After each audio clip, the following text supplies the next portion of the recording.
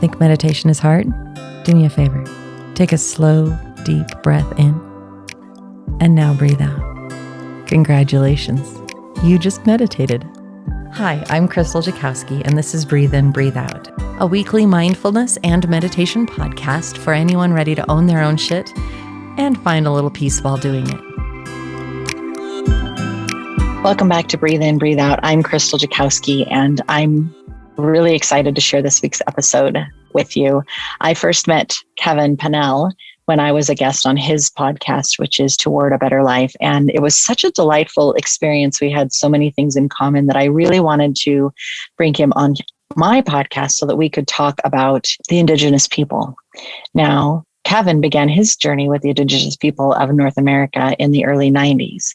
He met Ken Two Feathers early on in that journey, and Ken Two Feathers became more than Kevin's teacher. They had a wonder-filled friendship, and 10 years into that friendship, Kevin wrote the book Two Feathers, Spiritual Seed Planter as Kevin Laughing Hawk, which addressed Two Feathers' life and Native American spirituality. There is so much more to his experience and his life. This is really just the tip of the proverbial iceberg. And we're going to talk about some of the keynotes of Kevin's experience.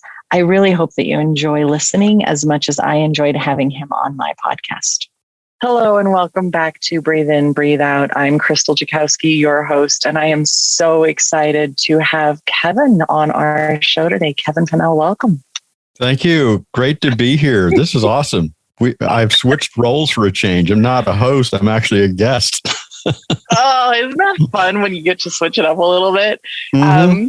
Kevin and I have actually, we're finally recording right now because whenever we have the opportunity to chat, Kevin and I go off on so many different tangents and so many different realms. And it's because we are both interested in so many different things. We are always looking for something new to learn or something new to teach, which means that we have a plethora of things that we can talk about and go down rabbit hole after rabbit hole after rabbit hole. So we're going to make an effort to keep this a little shorter, meaning not 4 hours long, because we could talk for 4 hours. We're going to try and focus.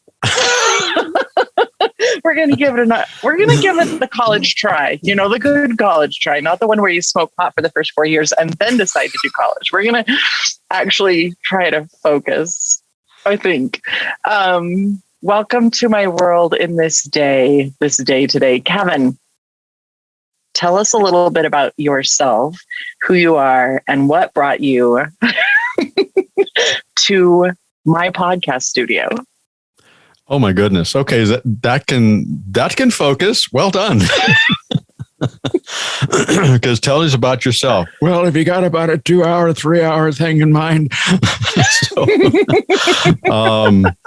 But seriously, it's just actually been about a year ago that I decided, I'm going to try doing a podcast, because for 35 years off and on, I was in broadcast journalism and radio. So I just have a lot of fun with it. And I published a book, worked on a couple of other books, done some magazine articles. I love to write, but for whatever reason, the publishers just were, whatever. Okay, this is great, but we're not going to publish it. It's good stuff, but we're not going to publish it. And I'm going, fine, whatever. And I realized part of writing is you have to be able to accept a little 2-letter word called no. Oh, that's standard procedure. Mm-hmm. And I just, in one of those moments, I said, I did broadcast journalism and I did human interest stories for years. And I really enjoyed doing that, just listening and talking with people about their lives. And literally, I think it was like 3:30 or 4:30 in the morning. That tends to be what I call my spirit time. Some of the most significant little truths that I've ever had. The title for the book that I wrote came to me in the middle of the night. And when I wrote that book, I wrote it from 5 o'clock in the morning until 6:30 every day until I got done with it. But that's my spirit time. And this time it came through as, you need to do a podcast called Toward a Better Life. And I said, okay, that sounds really good. And then it started. because I'm saying, okay, fine, I'll take care of it. It's 4:00 in the morning. I'm just going to go back to sleep. And the universe says, no, you're not. You're going to sit down. As a matter of fact, you're going to write the full intro. You're going to write the first full promo, and it's going to be a few minutes long. And I said, okay, all right, fine. So I got up 4:00 in the morning, wrote it all out, and I started doing podcasts. And I joined a group that both of us are involved in, and they directed me to Krystal. And I asked Krystal to be a guest on my program, Toward a Better Life. Mm-hmm. And wow, we hit it off, and we just have so much in common. We have so many cool things to talk about. And I went through the same thing with Krystal when she first came on my podcast, saying, okay, so when do we really start the podcast? And we had probably, 20-30 minutes on the phone before we actually started. So I appreciate Krystal's insights into helping people where they are, helping people to help themselves, and learning that life really can be a truly enjoyable experience if you look at it that way. And if you choose to look at it from a negative perspective, guess what you're going to get? And I said, we have so many different things in common that we can do with that. So this is cool. This is awesome. So I love you, and I want to put you in my pocket and just carry you around with me. Thank you for the boost. One of the things that Kevin and I had the opportunity to really connect with and is dear to my heart is actually the native path. And so today, in the interest of bringing more awareness and more understanding about possibilities and different healing modalities that you guys can dive into, finding your peace, finding your direction, finding your life, I really wanted Kevin to come on and talk about his journey with that native path so that you guys can understand a little bit more, because some of us are really drawn to it. I can tell you that anytime I hear those drums, I am bouncing and walking around right along with it, because there is something that speaks to my heart and soul, and it brings me joy to be in that area. So, Kevin, what drew you to the native path? Tell me about a little bit of your background and what brought you to that new. I became really curious about how the indigenous people worked in close harmony with the world around them. They saw the trees as their brothers. They see the animals as their brothers and sisters. They would call the trees not trees, but they called the brothers, called them the tall ones. Mm-hmm. And would call the stones, the rocks, grandmothers and grandfathers. They would go into a sweat lodge.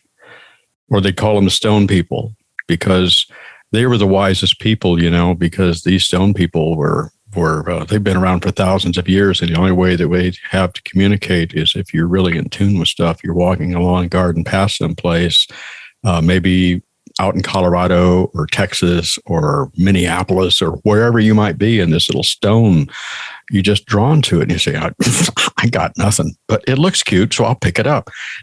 And if you actually try to tell that person, you do know that stone just talked to you, right? They'd say, yeah, right. What planet did you just fall off of?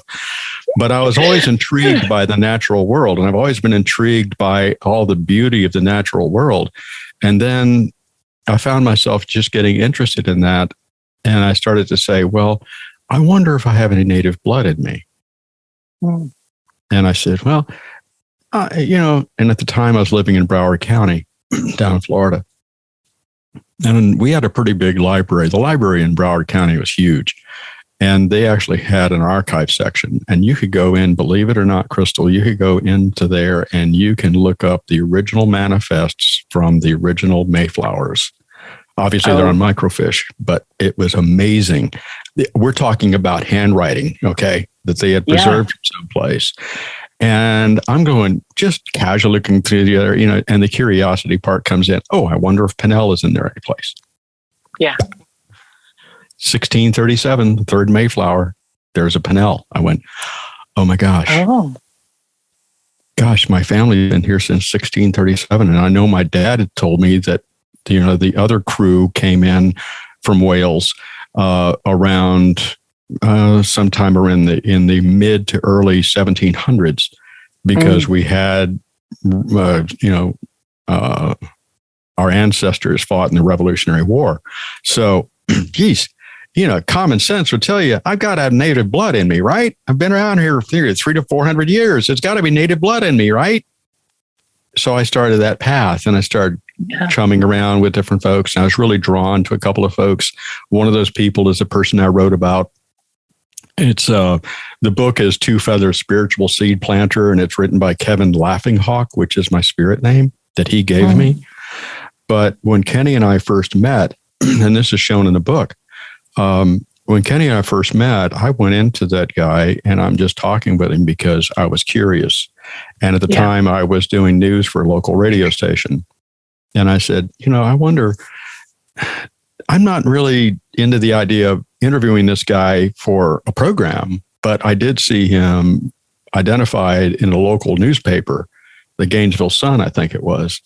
And I sat down and I talked with him, and I just said, you're an interesting man, and I would really like to share a little bit more with you. And he says, sure, by all means, what questions do you have? And that short little time ended up being 2.5 hours. Blew Not me difficult away. to do with you. Well, if you knew Kenny Two Feathers, you'd see that we're on the verge of destruction here for taking up time. Oh, wow. Both of us just went on and on and on. And one of the most significant things that he said to me, he looked at me and he says, I do have a question for you, Kevin. I said, what's that? He says, do you know who you are? And I said, well, sure. I know exactly who I am. I'm Kevin Pennell, and I've been a PI, I've been a cop, I was in radio, I'm in radio now, and I've done this, I've done that, No. Do you know who you are? And I said, I don't. He says, we'll go to that later. And he told me also, he says, so you write news stories. I said, yeah. He says, maybe someday you ought to write a book about me or write a book about us. And I went, oh, yeah, right. Yeah, like I'm going to do that. 10 years later, I did. But, so that's kind of the process. I was, Kenny and I got together and I looked at him as my good friend, my brother, my teacher, my mentor. We are convinced that we were related in a past life, and we've got proof in our hearts and our spirits that's very, very true. And if I had a picture of him someplace, I would try to pull it up here to show you, because particularly in the cover of my book, and if you go to Amazon, you can see it. And people would look at that picture and they'd say, well, it's about Ken Two Feathers. Why did you put your picture on the cover? Oh. And I didn't. That's Kenny. That's how close we looked like each other. And when I was living up in Maine, I'd be on the street walking along and somebody'd holler across the street. And this is a little village up there called Bethel. And he would holler across the street and they would say, Kenny. And I'm looking around trying to find Kenny. I can't see Kenny anywhere. And Kenny. And I turned around and then they said, oh, wait a minute. You're not Kenny. They were talking to me. Thanks for the compliment. Yeah, thanks for the compliment. I really appreciate that. Nice thoughts. But Kenny taught me so much about this stuff, and I was still convinced that I was Native American. After all, I've been here 300 and something years. My family's been here that long. I mean, my gosh, I've got to be Native American. Nope. A few years ago, Vicky that's my partner. She got me one of these DNA test things, and I found out that I am Scott, Welsh, Irish, and a little bit of German. And here's the cool part that I didn't expect. I'm also Viking. And that answered a lot of questions for me, because if you go into some of the history of the Carolinas and some of the Virginias, you'll find out that a lot of the intermarriages that took place a couple of hundred years ago with the Cherokee people, and it looks like they would intermarry with Celtics. And if you'd say, well, why is that? If you start looking at the Celtic traditions and you look at them in comparison to Native American ways, both of them honor the earth. Both of them look at the spirits of the world, the spirits of the animals, the spirits of the earth, the spirits of everything.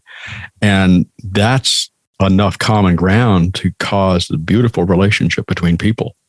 And that's, so instead of turning my back on it, saying, well, I'm not Native American. No, I'm a human being. And that's what Kenny would tell you. He says, there's no such thing as a Native American, an indigenous person, this, that, the other. We're all human beings. And that is the essence of it, is to become a human being. And a true human being is someone who not only honors the earth, but they honor people and they honor others' ways. And that continued the journey. But it wasn't until about a year or so before Kenny crossed over that I came to the realization that, nope, I'm Scott, Welsh, and Irish, mostly. And I'm okay with that. But in the midst of all of that, what I learned over a period of, 15, 20 years of exposure to some of the indigenous people, particularly the northeastern woodlands. Kenny was a Penobscot and Sardini. You have Penobscot, Micmac, Maliseet, Passamaquoddy, all that group that's up there in Maine and in New England. And I sat under his tutelage and learned a great deal about sweat lodges, about giving a name, about the significance of having a spirit name, the significance of the sacred pipe, significance of the giveaway, all those beautiful, beautiful stories, and how I made them a part of me. And in sharing them in that book, I encouraged it to other people do this as well, from a standpoint of not to become a Native American, but to become a better human being. So there's the short version.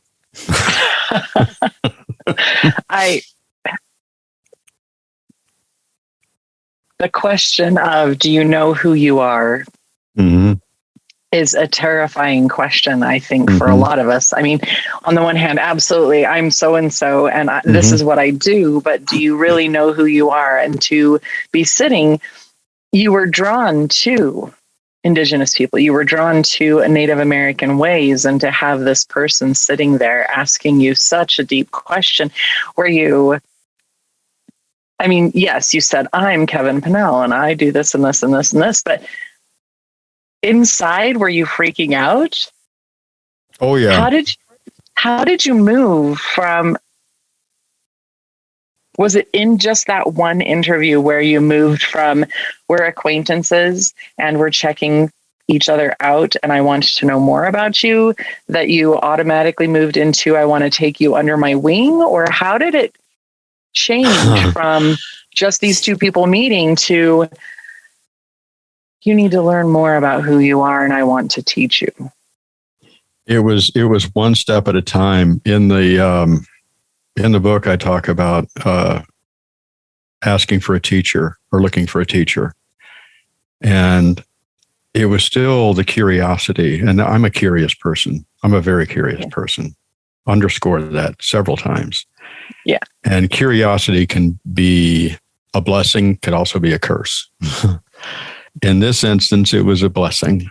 And the curiosity continued that Kenny says, we've got a Native American gathering coming up, next month. They have what they used to call down around Dade City. They called it the full moon ceremony. And it was beautiful. And it was on the full moon. And we would have all these different people come, and it was intertribal. And even those that were not Native and yet called to it. And don't let me forget, I'm going to go to that in a second. Their essence was drawing me toward a deeper understanding of these people that were so beautiful and so wonderful. And I said, there's got to be something here, and I can't quite figure it out. So I kept going back to Kenny and talking with him.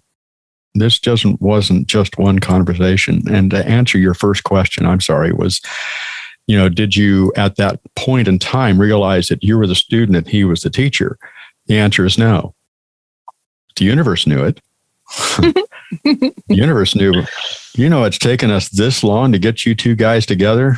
Crying out loud. You have no idea what a PIA this has been. And so, as we moved along, I started hearing about gifting tobacco and asking for a teacher, and really what that means to ask an indigenous person to be your teacher. Kenny taught me a lot as far as being very traditional in some of this stuff. And I'm not dissing anyone for any of this, but there were people that if you wanted a teacher, then you not only gifted tobacco, but you gifted money. And if you wanted a sweat, you gifted money. And, and it just goes on and on and on. And I'm not dissing anyone, because that's just their path. But the way that I was taught is if I want a teacher, I gift them tobacco. If I want a sweat lodge, I gift them tobacco. If I want them to awaken a spirit pipe for me, I gift them tobacco. And tobacco, why tobacco? It's bad for you. No, what it is it actually, the smoke is lifted with our spirit thoughts in the smoke to Creator, to the universe, to the ancestors around us, because that's how the prayers are lifted. That's why so often tobacco is looked at as a sacred herb, is because its essence, the smoke as it's burned, lifts our prayers and our intentions to the universe around us and the ancestors. So you would gift tobacco. And after months, I'd say, I realized, I really do want to know more about this. And I ended up gifting Kenny tobacco and asked him to be my teacher. And part of that entailed, when you ask someone to be your teacher, you are, like I still use the term today, you've opened the door. And you've opened the door to what? You've opened the door to allow that person to share with you what they find to be the most benefit for you to be a better human being. And guess what? Some of those things they tell you, if they're a good teacher, you may not, and you probably won't like, because they tell you stuff that is better for you as a person. And I'm not going to sit here and tell you that it was all, actually, I'm going to tell you it was all roses, because roses have thorns. Kenny upset me enough a couple of times that I wanted to punch him. I'm not kidding at all. It just irritated the crap out of me. And he had me, I'm going to steal your term. He had me own my shit. And I really didn't want to own my shit, because it's my shit. It's not somebody else's. Yeah. And it's so easy to say, that's your fault. No, it's yours. You just don't want to admit to it because it's your perception. Yeah. So after a while, I became, I was his student. He was my mentor. So he was my student. I was his student. I was his he was my mentor. I'll slip on that. Because the interesting thing is when you get in deep enough with somebody, the roles do reverse. Because you establish a beautiful relationship that is beyond words. Yeah. And as he would say, I'm not sure about our time frame here, but if I don't know if I can do this while we're talking. I'm going to find something, since this is going to be shown on YouTube. There's a beautiful little story, if I'm allowed to do this. Okay, what do I do with this? Yeah, Right. This is your podcast. Well, it's my podcast. You are my guest. You get to do what you want. Let's see if I can do this in a camera. Okay. So there we go. I've got 3 dots here, right? Yeah. Okay. So now I'm going to take this. I'm going to draw a couple of lines here. And here it is again. And I see the arrows. Hold it further back so we can see it better. There we go. Okay. So when we're here, this is you and I talking. You and I, Krystal. Okay? Yeah. But the relationship that we're forming also forms another relationship. Mm-hmm. This is our higher selves communicating. And they're communicating in terminology we cannot identify. We cannot communicate because we don't know. We don't understand that language. So in a higher form, you and I are communicating. And that's how Kenny and I were. And that's how all relationships are if you really look at it. And it's when we have these type of relationships that people should understand that, like, I don't want to go down this road because it's a whole nother podcast. But if you are in a situation where you need to end a relationship, this needs to finish also. Because, or not finish, but you'd redefine it. Yeah. Because you've had that communication at that level. And so you have to figure out a way to make it real, to make it a good thing. And one of the things that we've used, I know some people think about affirmations, and I got an affirmation years ago. And this was not native. It was not indigenous, but it came from a spiritualist that I met down in Florida. He was an elder in the group down there. And the words go, you put a name or an object in the beginning of this affirmation. You'd say, Jack, I now release you to your good. The good of one is the good of all. Now keep those three little things in mind that I just showed you, because Jack and I have had a relationship, but now we need to shift that relationship.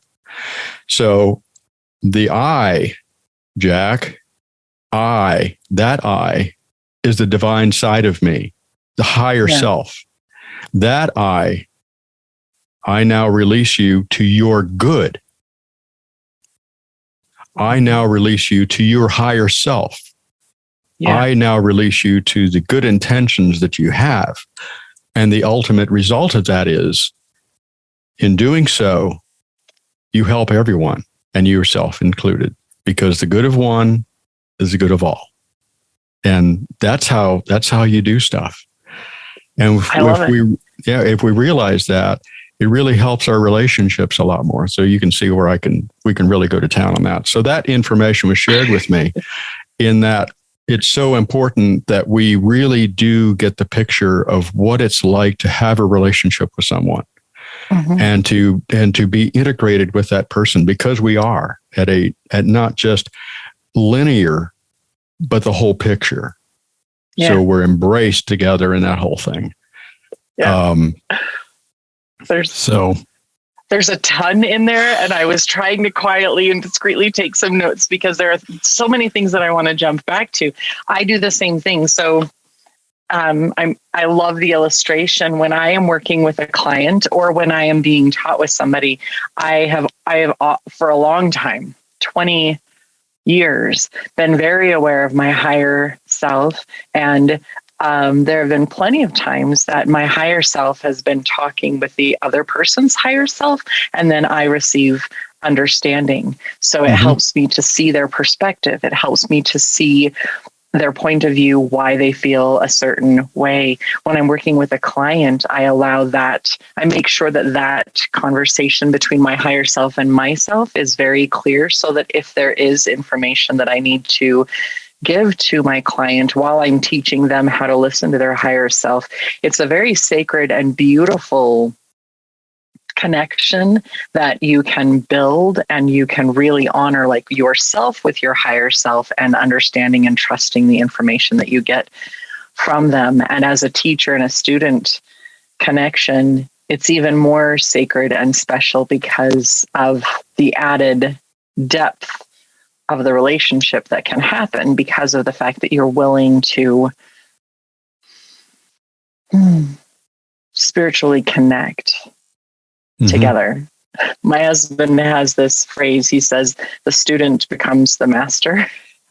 And I think, that goes to your comment that it does. We shift for a little while. We are the teacher, or we are the student. And after a little while, we are going to shift, and we will be the other. We will be the student or the teacher on some level, in some manner. And it's a beautiful give and take because we're all human and we all have experiences that we can share to help change lives in beautiful, gentle, and not so gentle ways. Some of the best lessons that I have learned are the ones where I just kind of want to flip the finger and say, screw you, I don't want to talk to you anymore.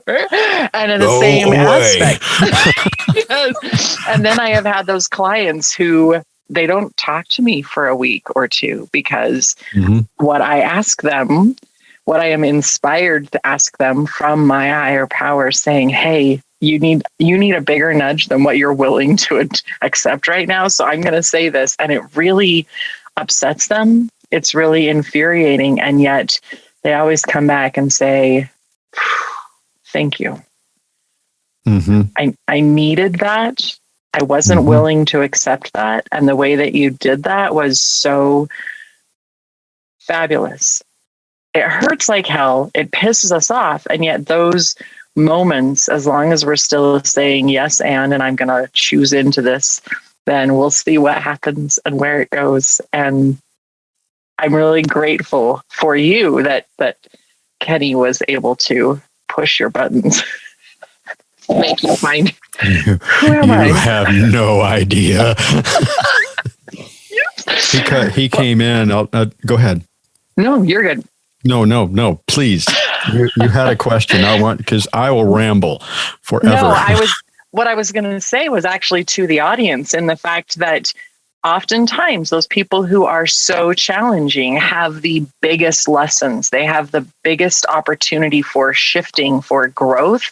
If we step back, take a moment and ask, okay, what am I supposed to learn? What am I being shown? How can I deal with this? Instead of shutting down and putting that wall there and a million locks and everything else to push that person out of our lives, maybe we step back and say, okay, how can I learn and how can I grow and how can life be better because of this really frustrating moment that I am experiencing in this moment. So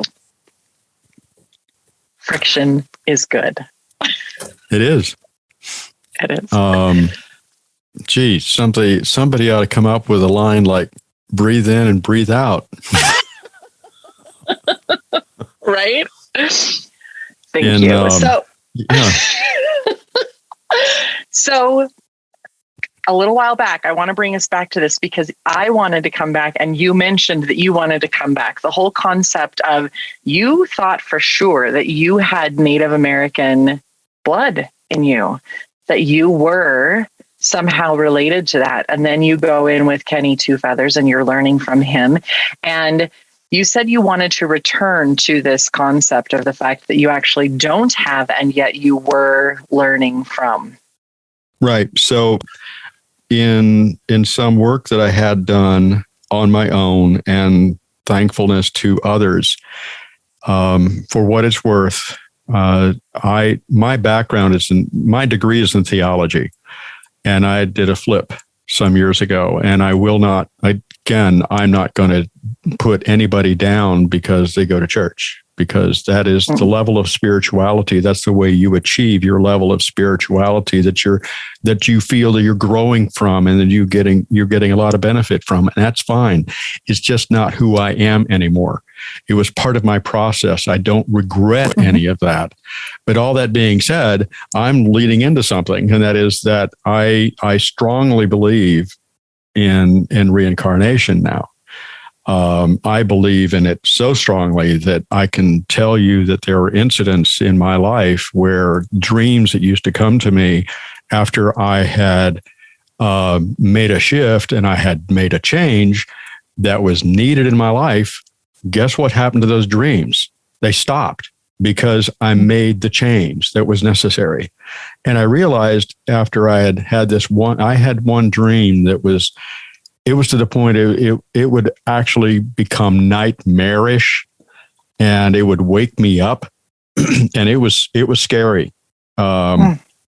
And I'm sure people have had these kind of dreams where you would have a dream where you want to punch somebody, and for whatever reason, everything goes into slow motion and you can't quite get your fist into it where you need to go. because it just stops. Yeah. Or you have the other situation, which was this one, that I had a spear in my hand, and I was native. I was a Pueblo, and I was, I had my spear, and we were being invaded, and I knew that I had to do something. And I just kept trying to move forward with this spear. And I'm gonna kill you. I'm gonna do this. And nothing ever happened with that. I had a past life regression done by a colleague of mine, and came to realize the reason why I had such a hard time with that is because that's not what happened. Oh. I was a spiritual leader of that group. And I had taken the vow to be a peacemaker. And that meant that I didn't raise arms against anybody. And the truth came out is that I watched my family get killed. And that was tough. And after I realized what was involved with that, I saw for the first time in that juncture the real essence of what I was in that life. And not only had it been that, but I also found that there were some roots in the Kiowa Nation. And because I talked with somebody one time, and we were just having a great time, just like you and I are having a great time right now. And we started singing some wonderful songs. And some of the songs, it just came from the heart, just came from spirit. I'm just going at it. And the lady that I was with at the time, she says, she just held her hand up, and she was Blackfeet and Polish. That's a good combination. And she says, you need to stop right there. And I said, why? What did I do?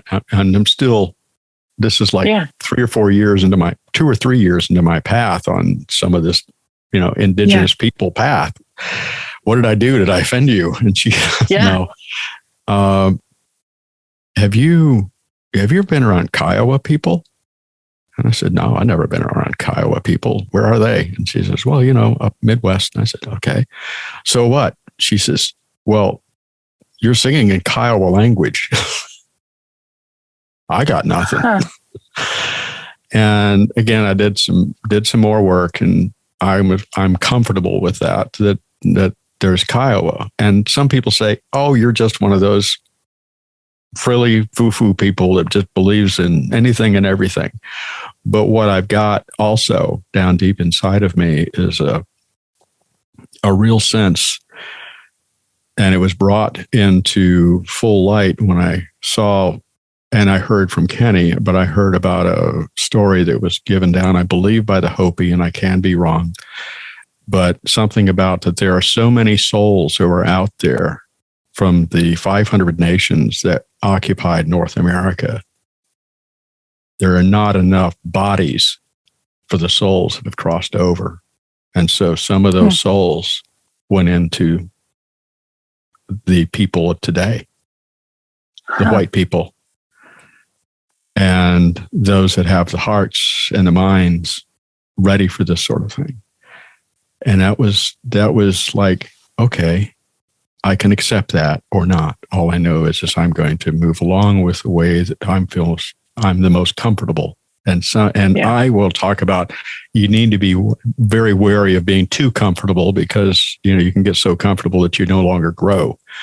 But comfort in this act, I would say not comfortable, but content with the concept that I'm confident that I've been a native in a past life. And that's why one of the reasons I gravitated back to this is because I see the connection between my true heritage of the Celtic people and the inherited or reincarnated heritage of my native side. So it's powerful stuff. I think that I'm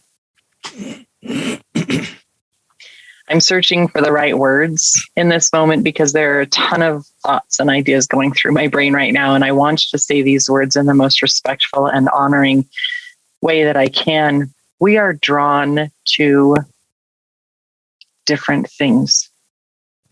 We are drawn to different ways of life, and it is all an opportunity to learn and grow. It is all an opportunity to find compassion and expansion with understanding a different culture, a different way of living, a different state of being. And I would like to mention that not by way of just like Native American and indigenous peoples. I'm talking about people who live different than us. Maybe it's someone who chooses religion and the structure that gives them over spirituality. Perhaps it's someone who has a different societal belief, right? Whether you're Republican or Democrat or all those things. Perhaps it's someone who is LGBTQ plus versus someone who is not and unaware of it. Somebody who is deaf and in that community and culture, and somebody who is not and is trying to learn how to respect and honor the different cultures and ways of living around us. And I think that learning about it, inviting that in from a very respectful and honoring space, we learn so much more. And just like you are the student, you may also become the teacher and help people recognize that you're not out to get them and that you are more balanced and that things are okay and whatnot. I think there's this huge opportunity for all of us to come together in this compassionate, gentle space. If you are drawn to the beliefs and the feelings and the teachings and the culture of indigenous people, I encourage you to dive in. I encourage you to respectfully dip in your toes and send out to the universe and say, hey, can you send me a teacher and help me meet the people that I need to meet so that I can start walking on that path? Because the only way you will find that person is if you do open up. Kevin and I were talking about the yes and concept right now. Kevin's very much in this yes and what else can I do? And if you say, yes, I would like that teacher, and what else can I learn? So many things shift, right? Mm-hmm. Mm-hmm. You bet it does. Just be ready for the ride. I think part of it is I think when you are working with someone within the Native community, as an outsider, I would say this. I felt truly honored when I was living out in the Southwest, living in Arizona, and I found the Sweat Lodge to be so beneficial for me as a person. And it really did a lot for my heart, my spirit, my soul. And what a wonderful group of people that were there. It was on the Pima Reservation, and if you're familiar with Phoenix, that's pretty much really close within the city limits of Phoenix. But there were Pima, and there were Navajo, and that was pretty much it. Those two people, and there was Apache. There were Apaches there too. And sweat lodges that I had been to up to that point were, a big one for me was, like 10, 15 people. This sweat lodge alone was probably, I'm going to guess it was elliptical. So it's probably pretty close to somewhere between 16 and 20 feet long and probably a solid 12 to 14 feet wide, big sweat lodge. Wow. And I thought a big sweat lodge that we would have, or a really heavy duty sweat, was having 12 to 15 stones. No, we had somewhere between 48 and 52 stones in that sweat lodge. And everyone in there, you could just feel spirit in there. And I faithfully went there for my own sake. I mean, because I needed that in my life at that time. I had drifted a little bit. I'm still on the path and still doing it, but I'm being pulled into other stuff. And we can maybe go into that later or go into another podcast. But we all will drift from time to time off of our given path. And sometimes it's done for different reasons. But in this one, I felt really good that it gave me that grounding that I needed. Yeah. And literally out of the proverbial blue, the leader came to me, and parenthetically, the leader and his wife actually helped young men and women on the Pima Reservation with substance abuse. And they used the Sweat Lodge as a vehicle to help them overcome substance abuse. So it was pretty powerful. He came up to me after I'd been there for some months. He put his hand on my shoulder and he says, can I speak with you for a minute, brother? And I said, sure. What's up? He says, we have another Sweat Lodge. I said, yeah, coming next Tuesday, Wednesday, whatever it was. He says, no. He says, we have a family Sweat Lodge every Sunday and I'd like you to start attending. Oh, wow. That blew me away. And literally invited you into the family. Yeah. And no ceremony. It just was what it was.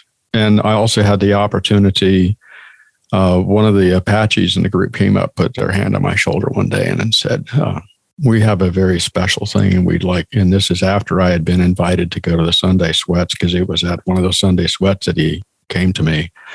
And let's face it, guys, I don't look native. And he puts his hand on my shoulder and he says, are you familiar with a very special Apache dance where a young lady is ushered into womanhood? And I said, yeah, I'm a little familiar with that. He says, well, we have a young lady who's doing that this, whenever it is. He says, we'd be honored to have you. And this is the one where you would have the dancers in the brain's gone right now. Hopefully it'll come back. Wink, wink, nudge, nudge. Krystal, maybe you can help me out here. But you have the special dolls that you can buy at gift shops, and they're the really cool looking dolls that you get. And they're Hopi, basically. Yeah. Well, the Apache have them too, just so you know. And I went to that dance and they had the bona fide ones. They didn't have the tourist ones, because you can go to either one of those dances in Arizona. And this one, you were stopped on the road when you were coming in saying, who invited you? Yeah. And I told them, they said, okay, you can come in. Okay, fine. We'll admit you. Mm-hmm. What is, I want to know, and I want my listeners to know, what is the purpose or the intention behind the Sweat Lodges? Good question. There's a chapter in the book about that. Sweat Lodge. I attended the Sweat Lodge basically is to, how do I start with this? Mm-hmm. Sweat Lodge is an opportunity for us to bare ourselves to the universe and to cleanse ourselves from whatever is holding spirit back. Black Elk and his nephew, Frank Foolscrow, also had the same thing. And that is that with Sweat Lodges, you are given the opportunity to bare your soul and to go down deep inside and reveal to you what you need to change. Foolscrow talked about being a hollow bone. And there's a workshop that I've done before called Becoming a Hollow Bone. And interestingly enough, to me, it's also one of those central truths like love, because the Dalai Lama talks about becoming, believe it or not, he uses the term becoming a hollow tube. But the hollow bone is just simply this, that you get rid of the stuff that's inside that bone to allow more spirit to come through that's unobstructed. And they give the analogy, they give the example of a plumbing pipe that if it gets clogged, the water can't get through and you have to unplug it for water to get through. And so the sweat lodge is one of the vehicles that can be used to help rid ourselves of the stuff that's within our being, within our bones, that will help spirit to come through better. That's one of the parts. Yeah. But in most cases, it's an opportunity of cleansing. And beautiful. That's what's done. And that's another piece that I was taught, that if you want to have a sweat lodge, then I was honored in being able to be taught how to do a sweat lodge. And I've poured a few sweat lodges. And the way that I would do a sweat lodge was that somebody would come up to me, and this is how Kenny taught me, and others chimed in with the same thing, is that you come up to me, you gift me tobacco, and you give me a reason why. And I'm not trying to be a jerk, but if somebody comes up to me and says, "Ooh, I want to have a sweat lodge because I want to know what it's like," and it's, because no, why do you want it? It's like the same question: do you know who you are? Mm-hmm. And if you give me a good reason, or if you give that elder a good reason and tobacco, there's your way. And typically what I did is somebody would gift tobacco, or somebody would gift Kenny tobacco, and he'd say, "Give me a few days to talk with the spirits." And that's what you do. And my thing is the way he taught me is I wait for 3 times to come back through. And the third time, it affirms it. If the third time doesn't come in a certain length of time, then it ain't going to happen. Not trying to be a jerk, but it's just not meant to be. It doesn't mean that you can't have a sweat. It just means that I'm not supposed to be the one to do it. Or maybe you're not supposed to have one. So there's no money exchanged. It's you gift tobacco. That's the way I was taught. And you typically break bread afterward too. So there's a lot more to it than that. Does that answer the question? No, it's a fantastic answer. And I very much appreciate it, because it literally brings everything back to intention and spirituality, and being connected with source, being connected with the universe, being connected with spirit, whatever that phrase is that works for you.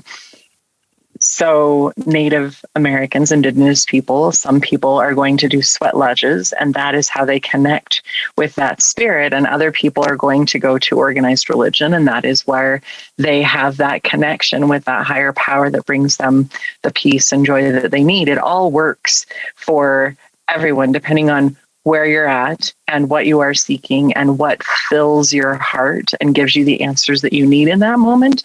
And so I love the intention behind it. I love the purpose behind it. It's, I am seeking, or I would like to connect, or I need this.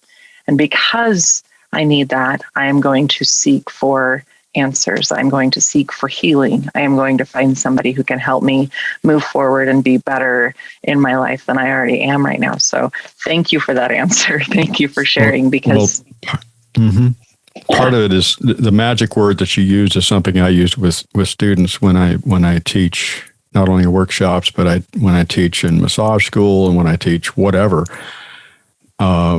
Intention is key. Intention is critical. And so it doesn't matter what you're doing. You need to look at the reason behind it. Yeah. And you need to really say, am I doing this for the right reasons?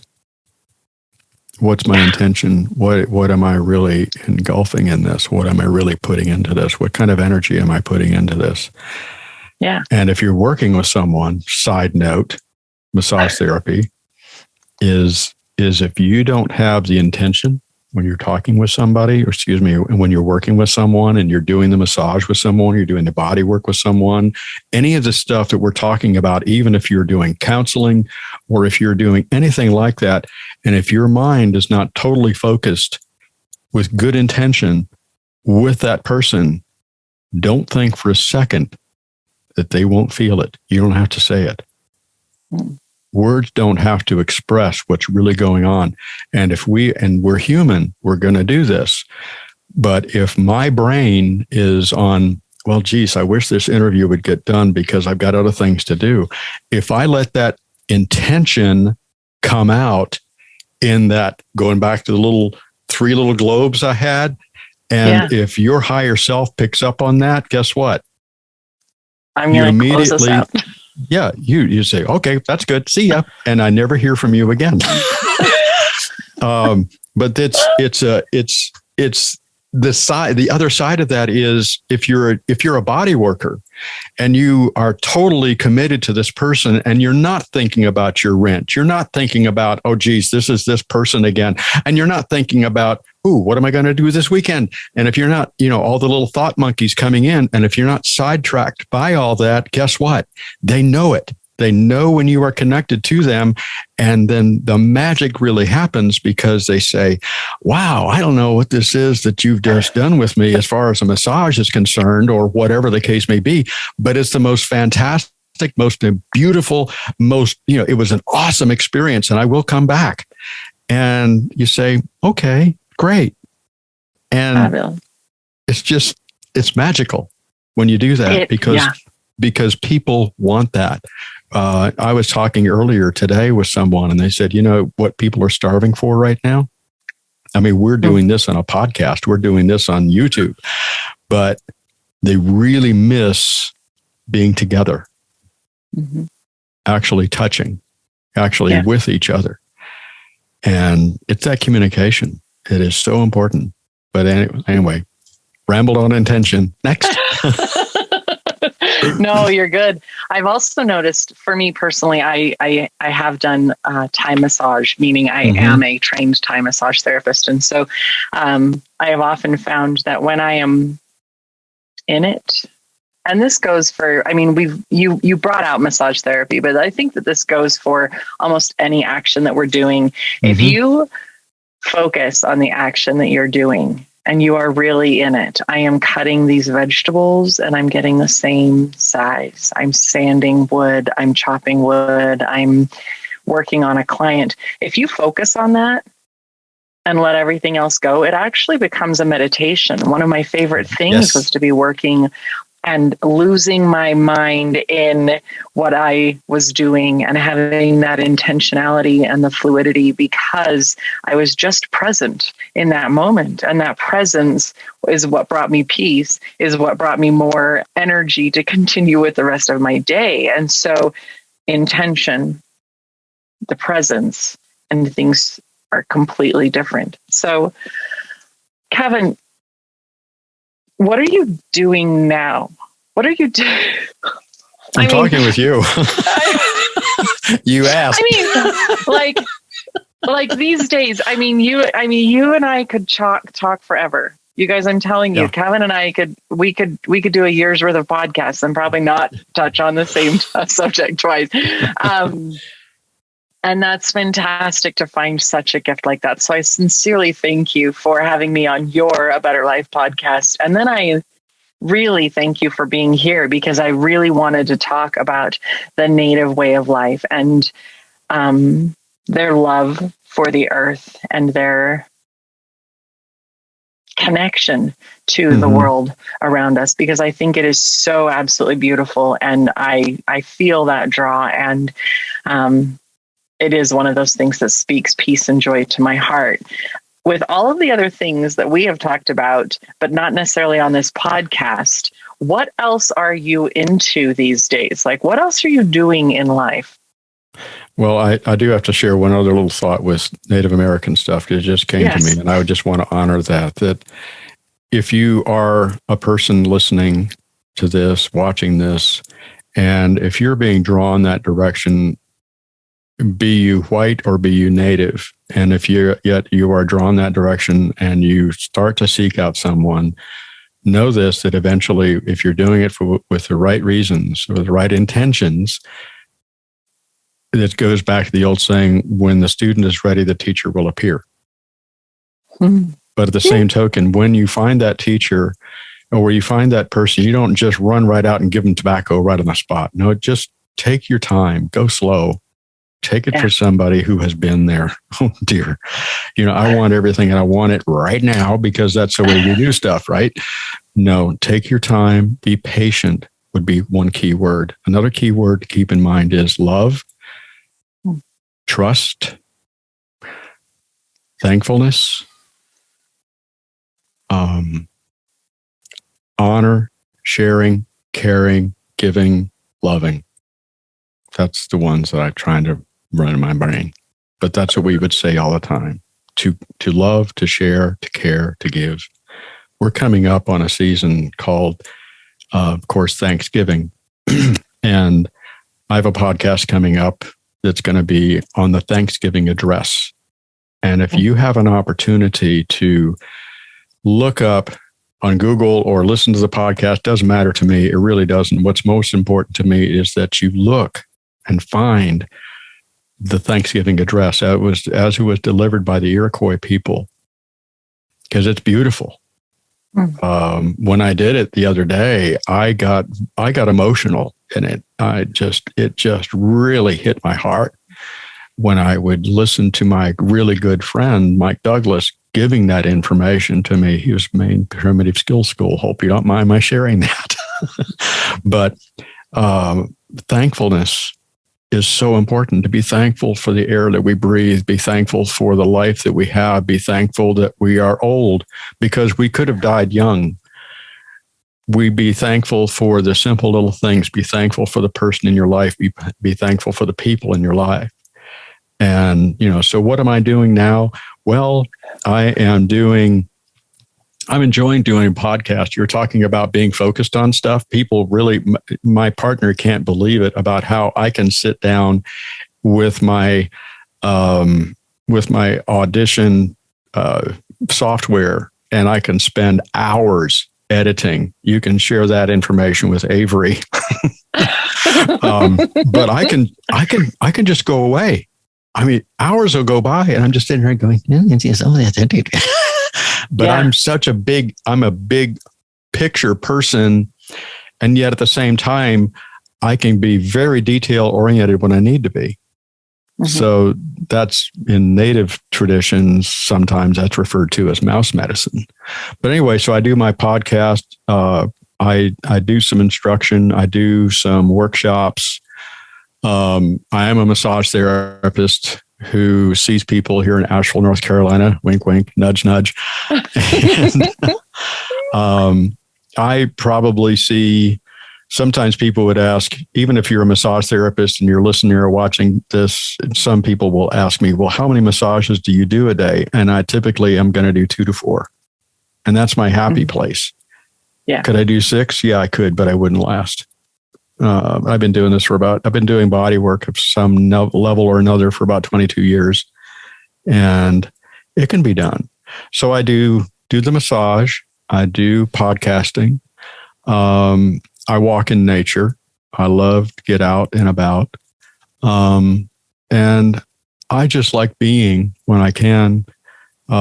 We, through our other conversations that we've had, Krystal knows that we're into cars a little bit, and I do have another podcast called The Driving Experience.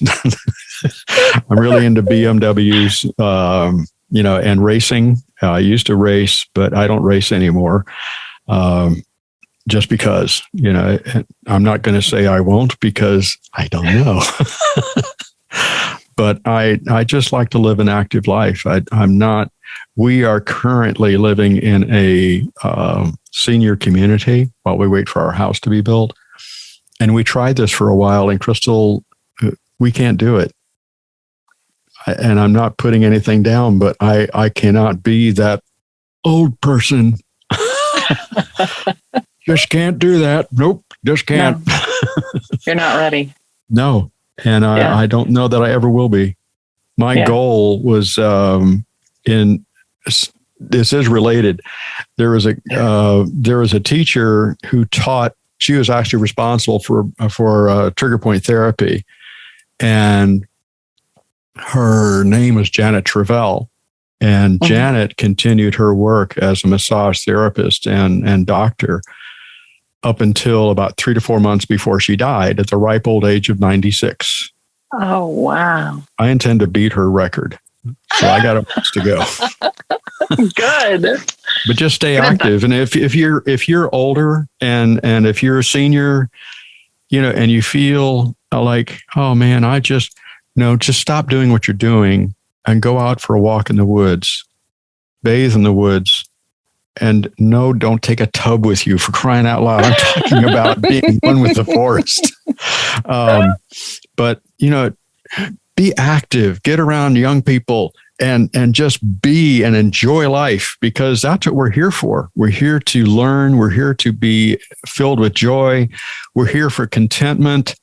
And I mean, if you look at the Dalai Lama that still does live things on occasion, and I saw something the other day and I realized he's pushing 90 years old. And you look at him and he's still smiling and he's still going around and he's still happy and he's not dejected. He's not down. So let's see. Yeah. What else do I do? I build things. I stay active, and I let my brain stay active. So in all of that activity and all of the things that you're doing and loving and enjoying, what is your favorite or most unique activity for self-care? Oh, good one. Yay. Wow. I don't know what you thought I was going to ask. Yeah, no, I didn't.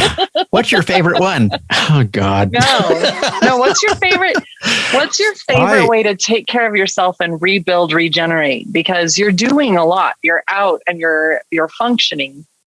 What do you do for you? I will answer this with a line that I've used for years. It's 4 words. Go with the flow. And what I mean by that is today I missed my run. And I missed my walk, missed my run, because I'm doing 2 podcasts. One I did, and one I'm being done. And so I could get all upset about that, or I could look at this as an opportunity for me time, because that's what this has been. Yeah. I'm sharing with Krystal, and this is me time. This is what I want to do.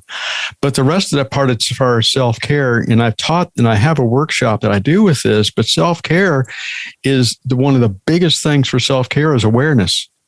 Yeah. What's missing? So I might fill that void with going out for a walk in the woods. I might fill that void with doing some Tai Chi and Qigong. Or I might start to do the Chen Style 48, and I might get through half of it and start saying, "Oh, I'm good with this." Yeah. And I want to go with the flow to what generates within me the sense of being me and no one else. And if you look at that book that I wrote, one of the things that came up in that book was, I am a chameleon. True story, or I have been, where because of my background, and this will really spin us off, and I'm not going to go there, but because of the way I was brought up, a long time in a residence or a place or a community was 2 years when I was growing up. 2 years. Mostly it was like 18 months on average. Wow. And we move. And it was just no regrets, not upset, no problems. But it's funny because what that taught me to do is how to connect with people like that. And I could make a connection. I could get that. But in order to do that, I had to be like them. Listen to that. I had to be like them, not like me, like them. Why? Because in the way that I thought, it made me more comfortable around them because I'm like them. But then is when I really got the message that Kenny was trying to ask me years and years and years before. Kevin, who do you think you are? Who are you? And I went, wow. And that's when the change really happened. And people says, geez, would you do that again? I said, I would try to avoid it like the bubonic plague. But I don't regret a bit of it because I had to go through that. I had to do that change. So go back to the question, what do you do for self-care?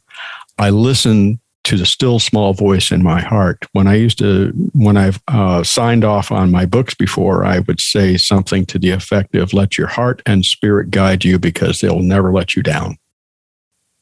Let your heart and your spirit guide you because they will never let you down. Your heart, your spirit, not the other person's, but listen to your heart within and go with that. And once you get that message, you can maybe find that what you want to do today for self-care is meditate. I do that. I can meditate for a few minutes, or I can meditate for 2 hours. I've done it both. I can go down that road, and we're not going to go there. But meditate, Tai Chi, Qigong, Reiki. I can get lost doing massages. That can be, believe it or not, that can be my self-care, is giving a massage. And Absolutely. Of course, receiving a massage is also self-care. But you've got to take care of yourself. If you don't take care of yourself, no one else is going to. You are like echoing so many things that I already say, and I absolutely love it. It's like these gigantic exclamation points coming down saying, hello, hey guys, remember? Self-care is the conscious and intentional act of taking care of your own needs. And it could change from day to day. It does not matter. What matters is that you are letting your heart and your spirit be your guide, because they're not going to steer you wrong. And, I mean, it's like, bam, booyah, bring it on.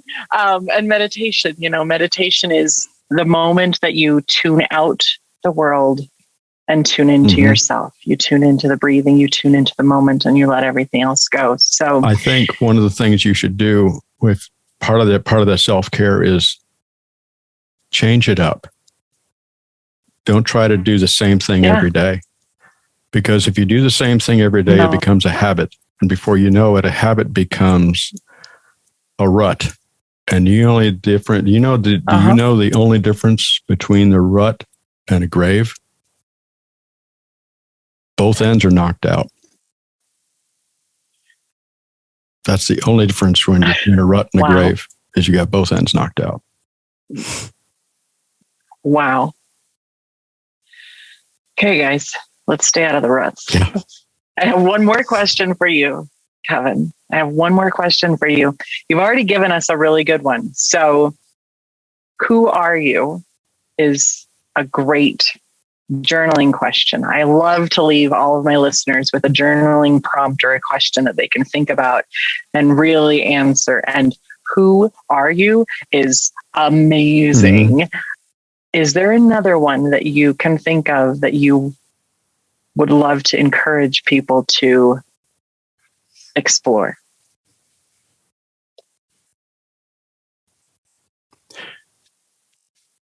What have you done for self-care for yourself today? Okay. Just today. Just today. Not for the whole week. Yeah. No. What have you? Doesn't have to be huge. It's one little thing today. What have you done for today? So if any... So I have loved having you here. I have loved chit-chatting with you. I really hope that everybody out there listening has enjoyed listening to us as well, and that you've been inspired, and that you are leaving this session of this podcast uplifted and smiling. I love Kevin. I love just the way that it's so free and easy to talk with you. How do people find you? And is there any last tidbits of wisdom or words of knowledge that you would like to share with people? So I would say first, you can contact me through my website, which is towardaBetterLife.com.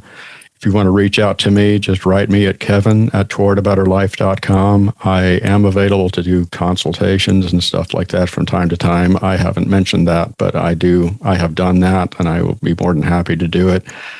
So that's the two easiest ways to do it. If I go into phone numbers and stuff, I know. When we get acquainted, you can have my phone number and we can text. That's fine. But the easiest thing is towardaBetterLife.com and Kevin@towardaBetterLife.com. And That's the email and the website. That's the easiest ways to do this. And if you're in the Western North Carolina area and you're looking for a massage, you can still do the same thing, and I'll just direct you to who to contact to get a massage. I think I would leave people just with those same simple words, if I can get them again in my head properly, and that is, listen to your heart and spirit, because they won't let you down. Amen. Oh, thank you so much for being here today. Thank you for sharing with me and starting my day off so beautifully, so right. Pleasure's all mine. We'll do this again.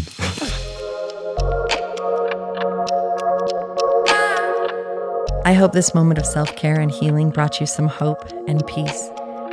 I'm Krystal Jakosky on Instagram, Facebook, and YouTube, and I hope you check us out and follow along for more content coming soon.